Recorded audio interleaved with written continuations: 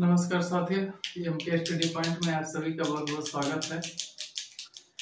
रख हौसला वो मंजर भी आएगा, प्यासे के पास चलकर समंदर भी आएगा, थक कर ना बैठे मंजिल के मुसाफिर, मंजिल भी मिलेगी और मिलने का मजा भी आएगा। अब इसके आगे हम लोग जो है आज कल तक जो है आर्टिकल 45 तक हो गया था। अब 46 से आप देखते हैं कि आर्टिकल 46 में क्या है, 47 में क्या है, 51 तक आप देखते हैं कि आर्टिकल 46 में नीति निर्देशक तत्व तो चल रहा है। नीति निर्देशक तत्व तो चल रहा है 36 से 51। ठीक, देखिए वीडियो ज्यादा लंबा ना हो, इस वजह से ज्यादा इसमें जो है समय नहीं ले रहे हैं। मेन चीज मुद्दे की बात करते हैं इस पे। तो आर्टिकल 45 तक कल हो गया था।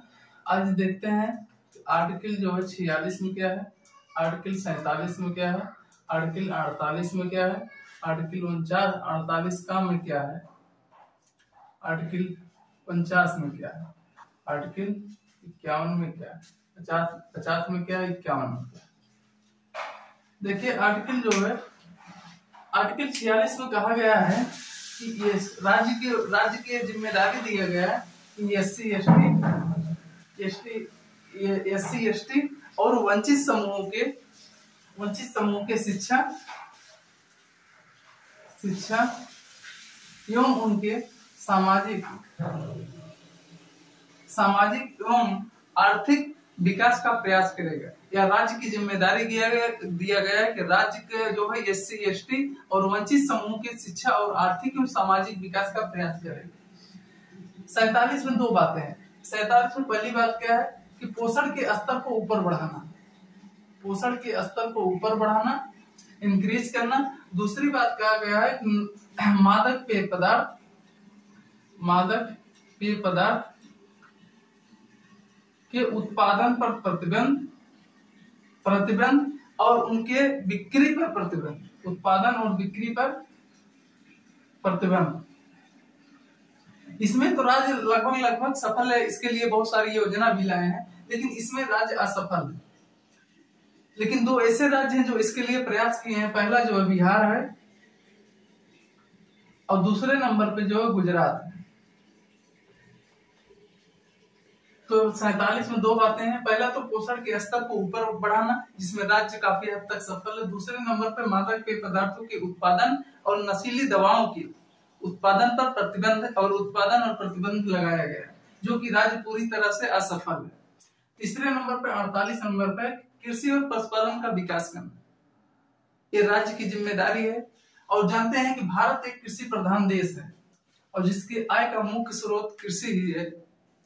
तो इसमें कहा गया है कि कृषि और पशुपालन के विकास करना और दुधारू जीव जंतु विशेषकर गाय के वध का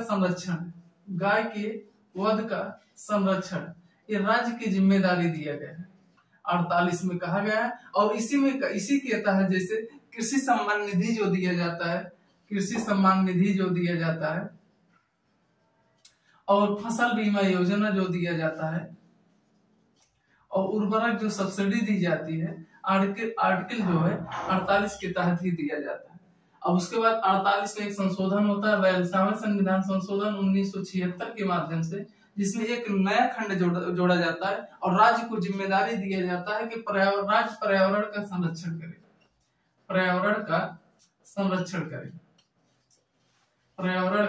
संरक्षण करे। जैसे एग्जाम्पल में देखें, वन हो गया, झील हो गया, नदी हो गया, पर्वत हो गया, पहाड़ हो गया, इस सब का राज्य का संरक्षण करने की जिम्मेदारी जो है वो उनको किसको दिया गया, ये राज्य को दिया गया।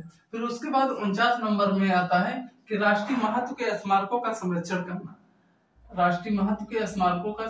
करना।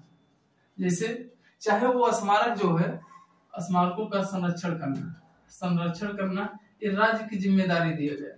अब राज्य की जिम्मेदारी दिया गया तो राष्ट्रीय महत्व के संरक्षण में, चाहे वो सांस्कृतिक स्मारक हो या तो ऐतिहासिक स्मारक हो, दोनों की जिम्मेदारी जो है संरक्षण करने का जिम्मेदारी राज्य को दिया गया।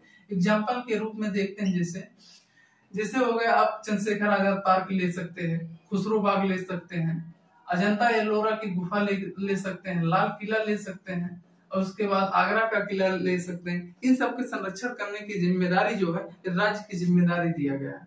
उसके बाद 50 में कहा गया है कि राज्य की यह भी जिम्मेदारी दिया गया है कि कार्यपालिका और न्यायपालिका के पृथक्करण करने का प्रयास करेगी।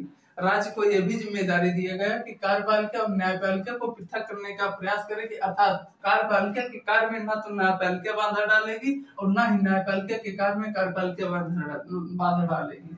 उसके बाद 51 नंबर में कहा गया है कि राज्य जब भी कोई विदेशी नीतियां बनाएगा तो अंतरराष्ट्रीय शांति स्थापित करने का प्रयास करेगा, मतलब शांति स्थापित करने का प्रयास करेगा। ये 51 में आपके शामिल किया गया। ठीक, तो अब एक एक करके इसमें देख लेते हैं।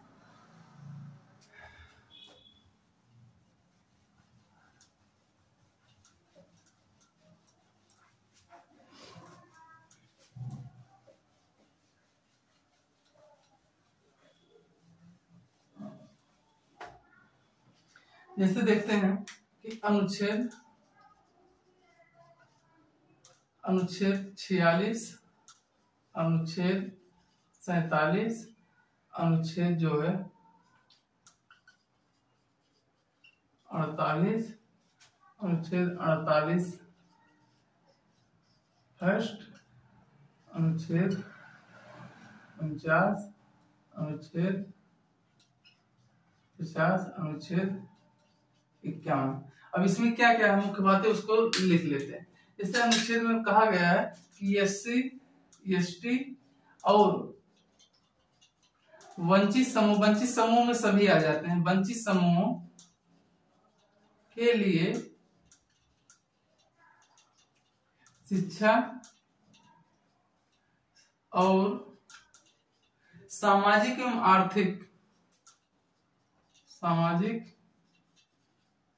एवं आर्थिक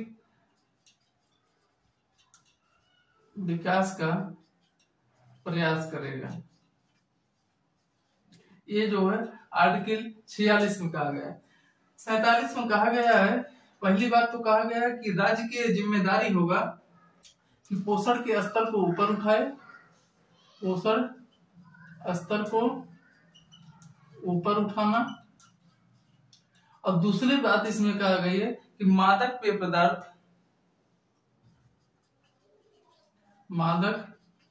पदार्थ और नशीली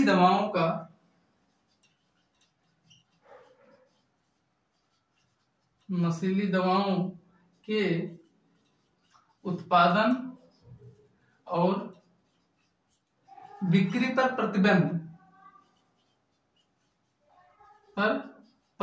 करे। ये राज्य की जिम्मेदारी दिया गया। उसके बाद 48 नंबर पर कहा गया है कृषि और पशुपालन का विकास करे, कृषि और पशुपालन का विकास करे तथा दुधारू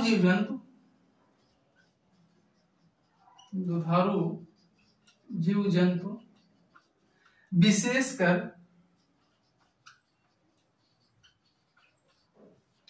गाय के वध का संरक्षण करे। गाय के वध का संरक्षण करना ये राज्य की जिम्मेदारी दिया गया है। उसके बाद 48 में एक नया खंड जोड़ा गया जिसे बैलसामी संविधान संशोधन 1976 के माध्यम से, और इसमें राज्य को यह भी जिम्मेदारी दिया गया कि वह पर्यावरण का संरक्षण करे। इंपॉर्टेंट यही बार बार पूछता भी है, पर्यावरण का संरक्षण करे। जैसे एग्जाम्पल में देख लीजिए, वन हो गया, झील हो गया, वन, झील, नदी, पहाड़, इन सब का संरक्षण करने का जिम्मेदारी किसको दिया गया? राज्य को दिया गया। 49 नंबर में कहा गया कि राष्ट्रीय महत्व के स्मारकों का संरक्षण करे। राष्ट्रीय महत्व के स्मारकों का संरक्षण करने की जिम्मेदारी जो है ये राज्य को दिया गया। 50 नंबर में है कि कार्यपालिका प्लस न्यायपालिका को पृथक्करण करने का प्रयास करें, इसकी भी जिम्मेदारी जो है राज्य को दिया गया है। उसके बाद 51 नंबर में कहा गया है कि राज्य जब कोई विदेशी नीतियां बनाएगा, राज्य जब कोई विदेशी नीतियां बनाएगा तो अंतरराष्ट्रीय शांति स्थापित करने का प्रयास करेगा, अंतरराष्ट्रीय शांति स्थापित करने का प्रयास करेगा। ये राज्य की जिम्मेदारी दी है। अब जैसे एक एक करके देख लेते हैं। आर्टिकल 46 में कहा गया है कि एससी, एसटी और वंचित समूहों के लिए राज्य जो शिक्षा और सामाजिक, आर्थिक और विकास का प्रयास करेगा, यह राज्य की जिम्मेदारी दिया गया। 47 में दो बातें, एक तो पोषण के स्तर को ऊपर उठाना, जिसके लिए राज्य बहुत सी योजना लागू की है। उसके बाद है मादक पेय पदार्थ और नशीली दवाओं के उत्पादन और बिक्री पर प्रतिबंध करे, जो कि राज्य पूरी तरह से असफल, लेकिन दो ऐसे राज्य जो इसके लिए कानून नियम लगाए हैं, जैसे कि बिहार हो गया, दूसरे नंबर पे गुजरात हो गया। तीसरे नंबर पे कि कृषि और पशुपालन के विकास करें और दुधारू जीव, विशेषकर गाय के वध का संरक्षण जो है इसी आर्टिकल 48 में शामिल किया गया है। इसी के तहत जो है जैसे फसल बीमा योजना है, उर्वरक में सब्सिडी दी जाती है, कृषि सम्मान निधि जो है आर्टिकल 48 के तहत ही दी जाती है। उसके बाद 48 एक नया खंड जोड़ा गया, जिसमें 42वें संविधान संशोधन के माध्यम से जोड़ा गया और कहा गया कि राज्य की जिम्मेदारी होगा कि वह पर्यावरण का संरक्षण करे, जैसे हो गया वन हो गया, झील हो गया, नदी हो गया, पहाड़, इन सबके संरक्षण करने की जिम्मेदारी राज्य को दिया गया। 49 नंबर पर कहा गया राष्ट्रीय महत्व के स्मारकों का संरक्षण करने की जिम्मेदारी भी राज्य को दिया गया, चाहे वो राष्ट्रीय महत्व के संरक्षण, चाहे सांस्कृतिक धरोहर हो या ऐतिहासिक धरोहर, दोनों की जिम्मेदारी जो है राज्य को दिया गया। जैसे अजंता का किला हो गया, लोरा हो गया, या अपने यहाँ देख लीजिए जैसे चंद्रशेखर पार्क हो गया, खुसरोबाग हो गया, आगरा का किला, इन सबके संरक्षण करने की जिम्मेदारी राज्य को दिया गया है। उसके बाद है 50 नंबर में है कि कार्यपालिका और न्यायपालिका का पृथक करने का प्रयास करे। पृथक मतलब अलग करने का प्रयास करेगी, ना तो इसके कार्य में ये बाधा डालेगी कार्यपालिका के कार्य में, ना तो न्यायपालिका बाधा डालेगी और ना ही न्यायपालिका के कार्य में कार्यपालिका बाधा डालेगी, दोनों को अलग करने का प्रयास करेगी। 51 नंबर में है कि राज्य जब भी कोई विदेशी नीतियां बनाएगा इस बात का ध्यान में रखकर बनाएगा अंतरराष्ट्रीय संधि स्थापित, मतलब दोनों पड़ोसी देश में जो है, पड़ोसी राज्य में या पड़ोसी देश में जो विवाद स्थापित ना हो, इस बात का ध्यान, शांति स्थापित करने का प्रयास करेगा, ये भी राज्य की जिम्मेदारी दिया गया। अब यहाँ तक हो गया, कल जो है मूल कर्तव्य शुरू करते हैं।